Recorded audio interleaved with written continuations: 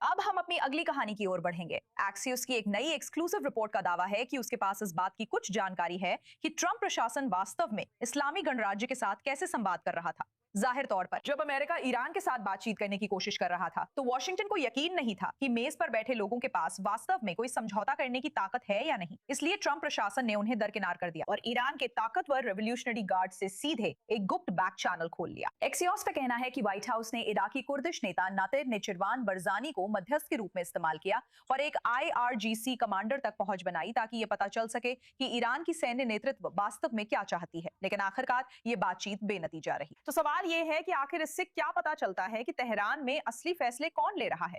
और हमारे साथ स्टूडियो में मौजूद हैं संवाददाता खालिद स्लेदीन, जो इस गुप्त बैक चैनल का विश्लेषण करेंगे। आप जानती हैं, मुझे लगता है इसमें कोई हैरानी नहीं है कि इस समय ईरान में असली फैसले कौन ले रहा है, इसे लेकर भ्रम है। लेकिन आप क्या कहेंगी, व्हाइट हाउस का ईरान के आधिकारिक वार्ताकारों को दरकिनार कर सीधे रिवोल्यूशनरी गार्ड से संपर्क करना कितना असामान्य है? देखा जाए तो पिछले घटनाक्रमों के आधार पर ये कोई असामान्य बात नहीं है।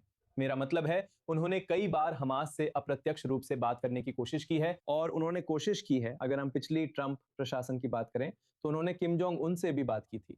तो ट्रंप के लिए ये बहुत आम बात है कि वे कहते हैं हम बात करते हैं। हमने ये कई बार सुना है, खासकर जब बात हमास की आती है। यही बात तब भी थी जब इजराइल को चिंता थी कि कुशनर और विटकॉफ हमास से बात कर रहे थे, जब बंधक अभी भी गाजा में थे।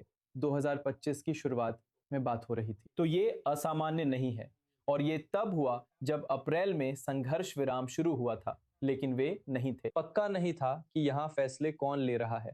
क्या वे लोग हैं जिन्हें अभी गद्दार कहा जा रहा है? हम करीबोव और विदेश मंत्री अरकची की बात कर रहे हैं। सड़क पर लोग कह रहे हैं कि उन्हें फांसी पर लटका देना चाहिए। तो वे सोच रहे थे कि क्या उनके पास IRGC या सर्वोच्च नेता से कोई अधिकार भी है। और उस समय राष्ट्रीय खुफिया निदेशक तुलसी गेबार्ड उस पद पर थीं। उन्होंने बरजानी को फोन किया। बरजानी बहुत दिलचस्प है, इराक ईरान युद्ध के दौरान वास्तव में वे ईरान में रह रहे थे, इराक में नहीं, और उन पर आमतौर पर ईरानी शासन का भरोसा है। वे क्षेत्र में कई लोगों को जानते हैं, खासकर ईरान में और निश्चित रूप से अमेरिका में भी। और उस समय उन्होंने IRGC या वहां के जिन लोगों को वे जानते हैं उन्हें कॉल किया था और कुछ बातचीत के बाद उन्होंने एक सुरक्षित फोन के साथ किसी को इराक के कुर्दिस्तान क्षेत्र में भेजा। उस सुरक्षित फोन के जरिए उन्होंने वाहिदी, जनरल वाहिदी से बात की जो IRGC के प्रमुख हैं, और उन्होंने कहा कि हाँ, हमने उन वार्ताओं को अपनी स्वीकृति दी है और हम इस समस्या को बातचीत के जरिए हल करना चाहते हैं। बिल्कुल जैसा कि आपने कहा, बातचीत में चीजें ठीक नहीं चली और हम अभी भी इसी में फंसे हुए हैं। हाँ, आप जानती हैं, हमने ये भी देखा कि अमेरिका कथित तौर पर इराकी कुर्दिस्तान में गुप्त वार्ता करना चाहता था, लेकिन ईरान को डर था कि वहां इजरायली खुफिया एजेंसी उसके अधिकारियों को निशाना बना सकती है। इससे हमें आखिरकार सुरक्षा संबंधी चिंताओं के बारे में क्या पता चलता है, आप जानती हैं, जो इस समय भविष्य की किसी भी अमेरिका ईरान वार्ता को लेकर है? हाँ, इराकी कुर्दिस्तान को लेकर उनकी चिंता सही है।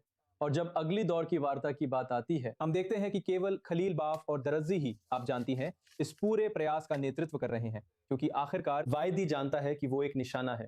अगर कोई ऐसा है जो समझौते तक पहुंचने यानी ईरानी रियायतें देने में बाधा है, तो वो वाहिदी होगा, या कोई ऐसा व्यक्ति जो उसके करीब है या उसके घेरे में है, और वो एक निशाना होगा। और निश्चित रूप से वे सर्वोच्च नेता का स्थान उजागर करना चाहते हैं, क्योंकि मेरी समझ में दो कारण हैं।